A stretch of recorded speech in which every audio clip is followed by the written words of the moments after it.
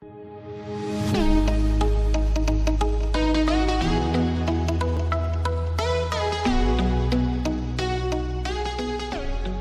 betul Mbak.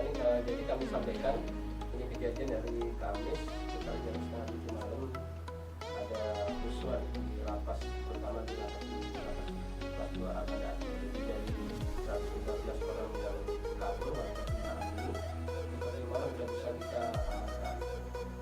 Kemudian dari tim yang sudah kita bentuk, dari Polda Aceh membentuk satu tim untuk penanganan Kapolres Aceh, daripada unsur detail, Reskrim, khusus dan juga dari Polda, kita masih melakukan upaya untuk pengejaran, penyekatan, investigasi, dan patroli, bagaimana bisa membunuh para warga binaan.